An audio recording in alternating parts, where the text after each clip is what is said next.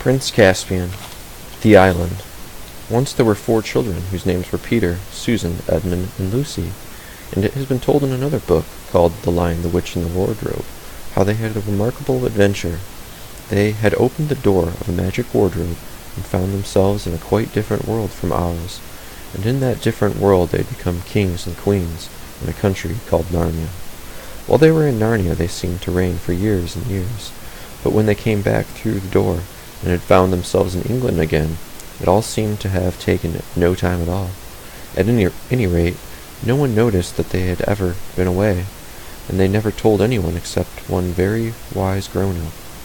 That had all happened a year ago, and now all 4 of them were sitting on a seat at a railway station, with trunks and play boxes piled up around them. They were, in fact, on their way back to school. They had traveled together as far as the station, which was a junction, and here, in a few minutes, one train would arrive and take the girls away to one school, and in about a half an hour another train would arrive and take the boys, and the boys would go off to another school. The first part of the journey, when they were all together, always seems to be part of the holidays. But now when they would be saying goodbye and going different ways soon, everyone felt that the holidays were really over, and everyone felt that their term time feelings beginning again. And they were all rather gloomy, and no one could think of anything to say. Lucy was going to boarding school for the first time. It was an empty, sleepy country station, and there was hardly anyone on the platforms except themselves. Suddenly Lucy gave a sharp little cry, like someone who has been stung by a wasp. "What's up, Lou?" said Edmund, and then suddenly broke off and made a noise like, "Ow!" "What on earth?" began Peter, and then he too suddenly changed what he had been going to say. Instead, he said, "Susan, let go. What are you doing? What are you dragging me to?" "I'm not touching you," said Susan. "Someone is pulling me." Oh, stop it!" Everyone noticed that all the others' faces had gone very white. "I felt just the same," said Edmund, in a breathless voice, "as if I were being dragged along a most frightful pulling. Oh, it's beginning again." "Me too," said Lucy. "Oh, I can't bear it." "Look sharp," shouted Edmund. All catch hands and keep together. This is magic, I can tell by the feeling. Quick." "Yes," said Susan. "Hold hands. Oh, I do wish it would stop. Oh." Next moment the luggage, the seat, the platform, and the station had completely vanished. The 4 children, holding hands and panting, found themselves standing in a woody place, such a woody place that branches were sticking into them, and there was hardly any room to move. They all rubbed their eyes and took a deep breath. "Oh, Peter!" exclaimed Lucy. "Do you think we can possibly have got back to Narnia?" "It might be anywhere," said Peter. "I can't see a yard in all these trees. Let's try to get into the open, if there is any open." With some difficulty, and with some stings from the nettles and prickles from thorns, they struggled out of the thicket. Then they had another surprise. Everything became much brighter, and after a few steps they found themselves at the edge of the wood. Looking down on a sandy beach, a few yards away, a very calm sea was falling on the sand with such tiny ripples that it made hardly any sound. There was no land in sight, and no clouds in the sky. The sun was about where it ought to be, at 10 o'clock in the morning, and the sea was a dazzling blue. They stood sniffing in the sea smell. "By Jove," said Peter, "this is good enough." 5 minutes later everyone was barefooted and wading in the cool, clear water. "This is better than being in a stuffy train on the way back to Latin and French and algebra," said Edmund. And then, for quite a long time, there was no more talking, only splashing and looking for shrimps and crabs. "All the same," said Susan presently, "I suppose we'll have to make some plans. We shall want something to eat before long." "We've got the sandwiches Mother gave us for the journey," said Edmund. "At least I've got mine." "Not me," said Lucy. "Mine were in my little bag."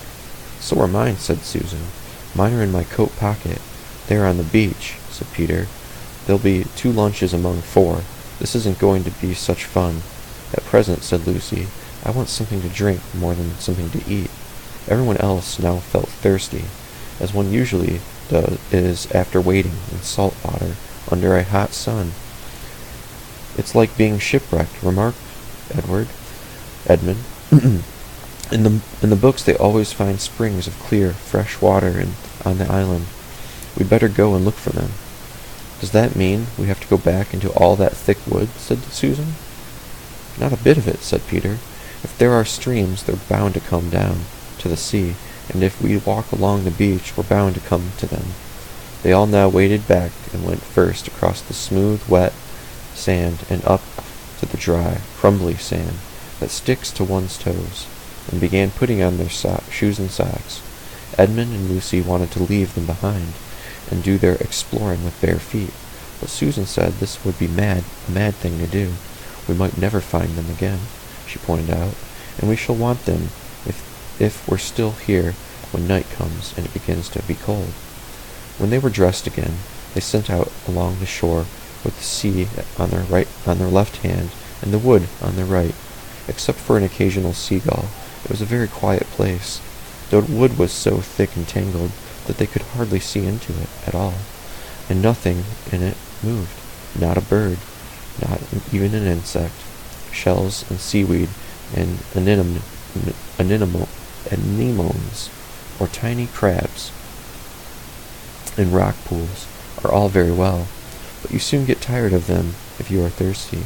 The children's feet, after the change from the cool water, felt hot and heavy. Susan and Lucy had raincoats to carry. Edmund had put down his coat on the station seat just before the magic overtook them, and he and Peter took it in turns to carry Peter's greatcoat. Presently the shore began to curve round to the right. About a quarter of an hour later, after they had crossed a rocky ridge which ran out into a point, it made quite a sharp turn. Their backs were now to the part of the sea which had met them when they first came to the wood, and now looking ahead, they could see across the water another shore, thickly wooded like the one they were exploring. I wonder, is that an island, or do we join on to it presently? Said Lucy. The shore that they were walking on drew nearer and nearer to the opposite shore, and as they came round each promontory, the children expected to find the place where the two joined, but in this they were disappointed. They came to some rocks which they had to climb, and from the top they could see a fair way ahead. Oh, bother, said Edmund. It's no good. We shan't be able to get to those other woods at all. We're on an island. It is true, at this point, the channel between them and the opposite coast was only about 30 or 40 yards wide, but they could now see that this was its narrowest place. After that, their own coast bent round to the right again, and they could see open sea between it and the mainland. It was obvious that they had already come much more than halfway round the island. Look, said Lucy suddenly. What's that? She pointed to a long, silvery, snake-like thing that lay across the beach. A stream! A stream!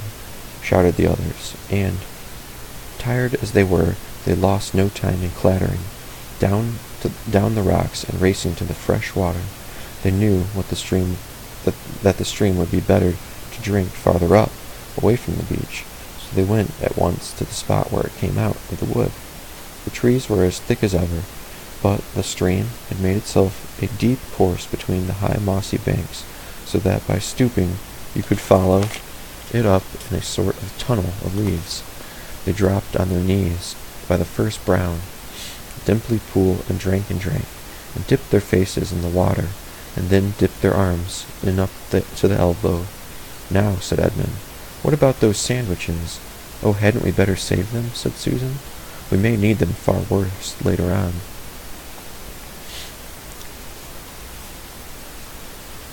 I do wish, said Lucy, now that we're not thirsty, we could go on feeling not hungry as we did when we were thirsty.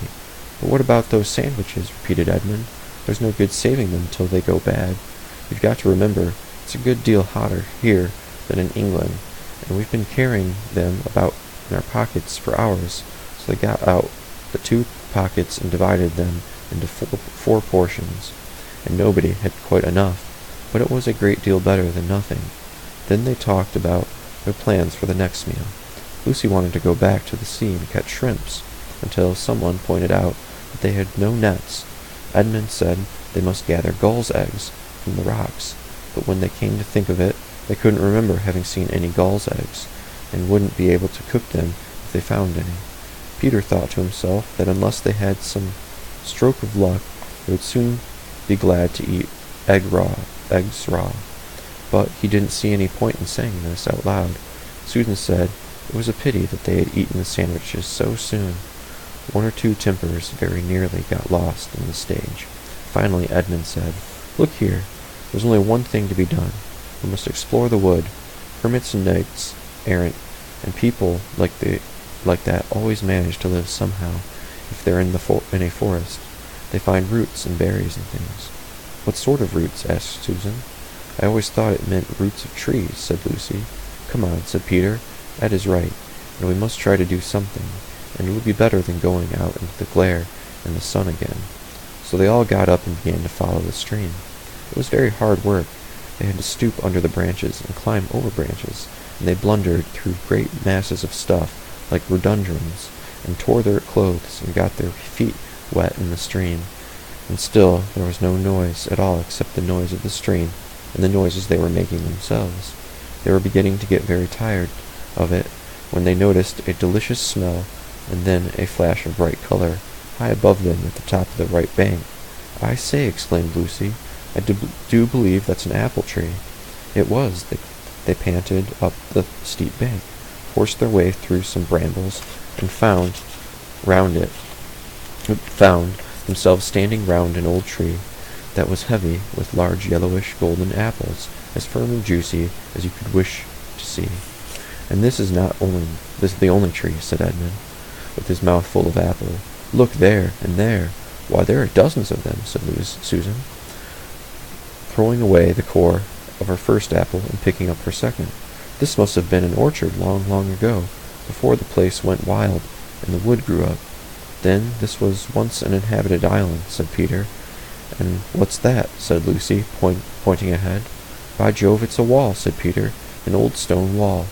Pressing their way between laden branches, they reached the wall. It was very old and broken down in places, with moss and wallflowers growing on it, but it was higher than all but the tallest trees. And when they came quite close to it, they found a great arch, which must have had a gate in it, but was now almost filled up with the largest of all apple trees. They had to break some of the branches to get past, and when they had done so, they all blinked because the daylight became suddenly much brighter. They found themselves in a wide open place, with walls all round it. In here there were no trees, only level grass and daisies and ivy and grey walls. It was a bright, secret, quiet place, and rather sad, and all four stepped out into the middle of it, glad to be able to straighten their backs and move their limbs freely.